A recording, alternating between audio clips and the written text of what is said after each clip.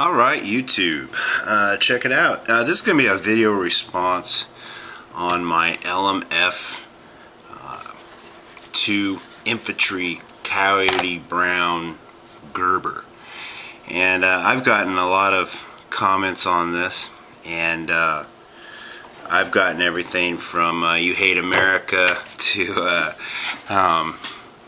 you don't know what you're talking about or whatnot.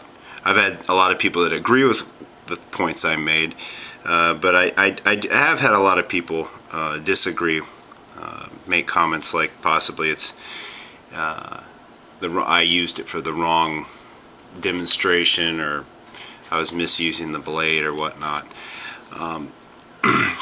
I just a little disclosure here. These are just my opinions, and I've never been stuck behind enemy lines and have to use a survival blade to rely on.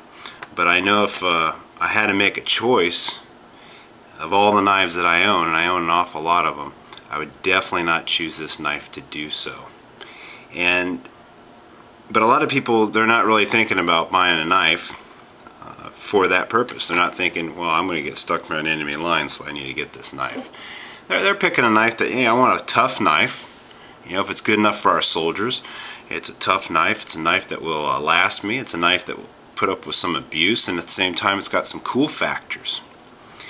And this is off the Gerber website, and it says this is the description of the LMF 2. It says, down behind enemy lines, left to fend for yourself. These are the scenarios that inspired the LMF 2.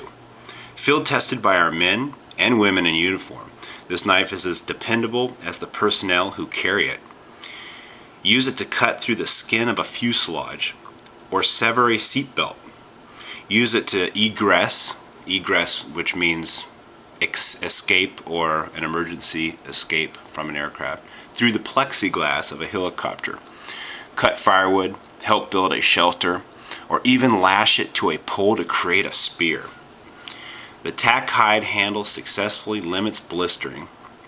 There is a complete separation between the tang and the butt cap of the knife, which absorbs shock. And I'm going to tell you something that actually works on this knife. And when I was batoning with this knife, I wasn't getting any feedback into the hand. And for those of you that don't think that that's painful, it can be very painful. It can really hurt your hand. A good example is my Bark River Bravo 1 when batoning. It can cause you, if you hit it just wrong and you're holding that blade really hard, the vibration which travels through the knife into your hand can be extremely painful. It's almost like hitting your hand with the baton itself. So the Gerber does do a very good job of insulating that, and that's because it does have a break in the tang, which absorbs the shock, and the Bravo does not have that. So it is a very comfortable handled knife. It's a very comfortable knife to baton until it breaks on you, and that's kind of upsetting, especially for a knife that costs as much as this one does. And it goes on to say basically the low profile sheath facilitates movement, limits noise, works for parachuting, and attaches to the belt or mole system. Integrated sharpener retains its edge in the field, which is a requirement for most military knives, that they come with a sharpening system, so when you're out there you can resharpen it. And I think it's a good one. I just think the sheath is a little too bulky. Yesterday I went to our PRs to borrow a piece of equipment that our naval aviators use and our air crew, and what this is this is the sheath that they utilize on their flight gear. And what this goes on their flight vest that they wear when they go flying, and this is the size of the sheath knife that they use. Now the one that they use is, I didn't write that one down, but it's a Navy issue piece of garbage. But to give you an idea, the Bravo fits in there nicely.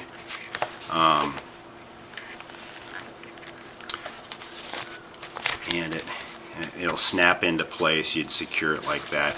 And basically the idea is you want it a nice clean package. So if I get all that stuff in there really quick, and I can show you this, you can tuck all that stuff in and you'd snap it in place.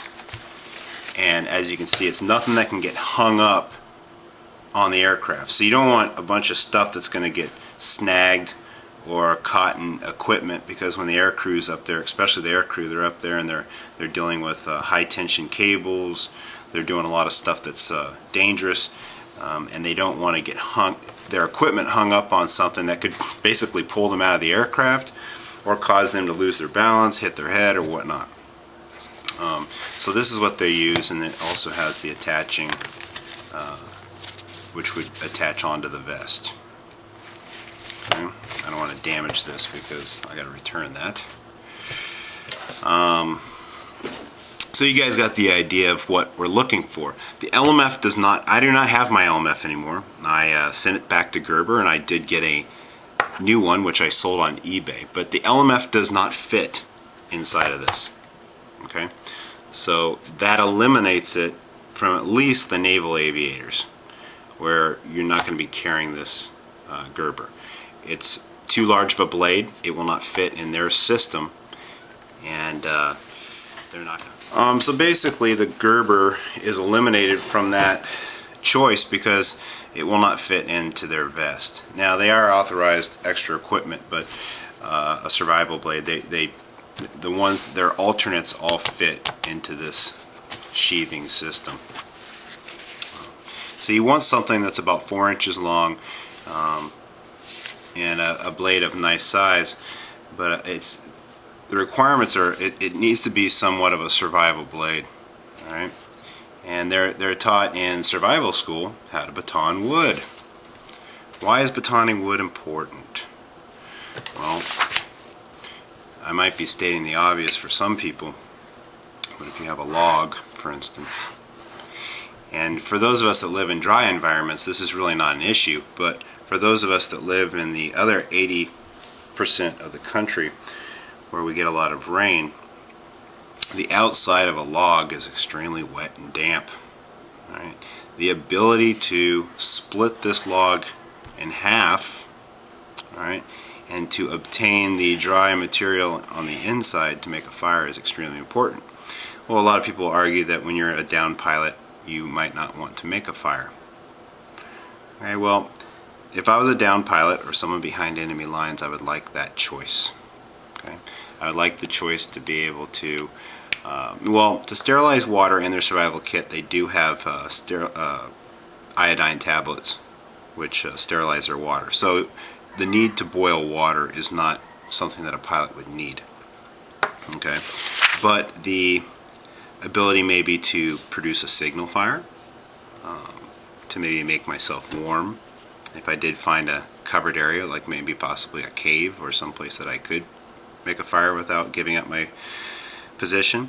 Or better yet, sometimes we're not even behind it. They wouldn't be behind enemy lines. They might be stranded in the United States. They could crash in a remote area of the mountains. Helicopter pilots do a lot of cross-country flights where they're over areas that are not heavily populated, and they might have to do 2 or 3 nights out in the woods before they're discovered. And making a fire would be a fantastic option.